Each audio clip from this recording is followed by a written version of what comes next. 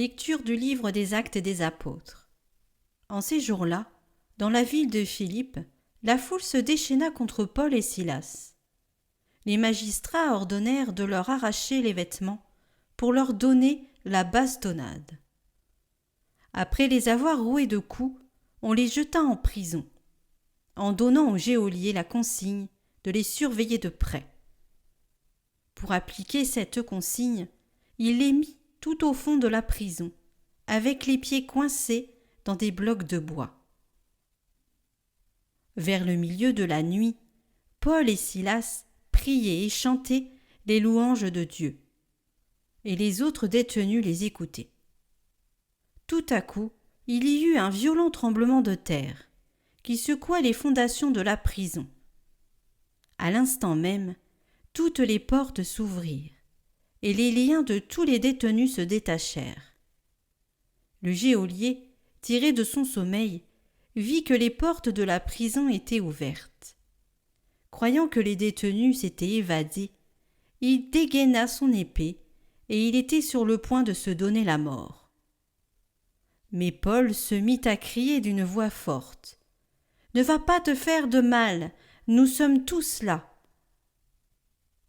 Ayant réclamé de la lumière, le geôlier se précipita et, tout tremblant, se jeta aux pieds de Paul et de Silas.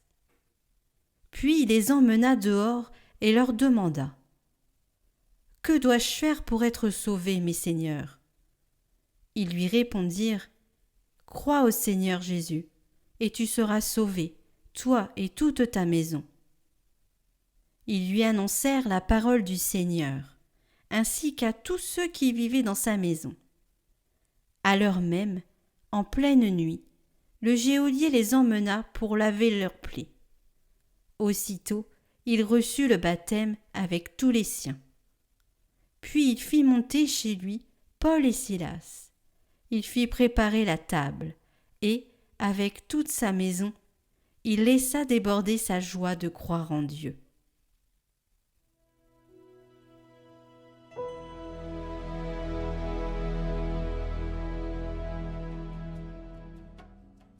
Ta main droite me sauve, Seigneur. De tout mon cœur, Seigneur, je te rends grâce. Tu as entendu les paroles de ma bouche. Je te chante en présence des anges. Vers ton temple sacré, je me prosterne. Je rends grâce à ton nom pour ton amour et ta vérité. Car tu élèves, au-dessus de tout, ton nom et ta parole. Le jour où tu répondis à mon appel, tu fis grandir en mon âme la force. Ta droite me rend vainqueur. Le Seigneur fait tout pour moi. Seigneur, éternel est ton amour. N'arrête pas l'œuvre de tes mains.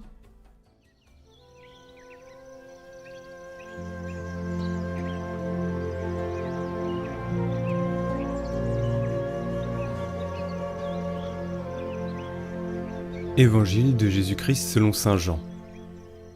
En ce temps-là, Jésus disait à ses disciples : « Je m'en vais maintenant auprès de celui qui m'a envoyé, et aucun de vous ne me demande : Où vas-tu ? Mais, parce que je vous dis cela, la tristesse remplit votre cœur. Pourtant, je vous dis la vérité.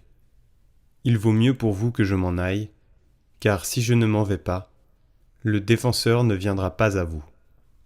Mais si je pars, je vous l'enverrai.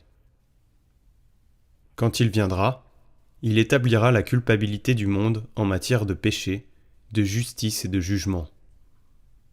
En matière de péché, puisqu'on ne croit pas en moi. En matière de justice, puisque je m'en vais auprès du Père et que vous ne me verrez plus. En matière de jugement, puisque déjà le prince de ce monde est jugé.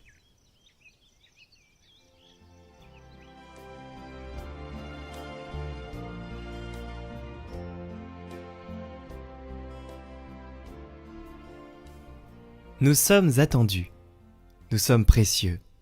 Dieu nous aime, nous sommes ses enfants. Et pour nous, il a préparé la place la plus digne et la plus belle, le paradis. Ne l'oublions pas, la demeure qui nous attend est le paradis. Ici nous sommes de passage. Nous sommes faits pour le ciel, pour la vie éternelle, pour vivre pour toujours. Pour toujours, c'est quelque chose que nous ne parvenons pas même à imaginer.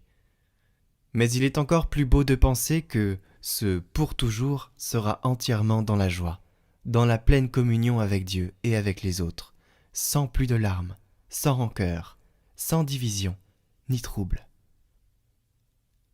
Mais comment rejoindre le paradis ? Quel est le chemin ? Eh bien voici la phrase décisive de Jésus. Aujourd'hui, il nous dit « Je suis le chemin ». Pour monter au ciel, le chemin, c'est Jésus. C'est avoir une relation vivante avec lui. C'est l'imiter dans l'amour. C'est suivre ses pas.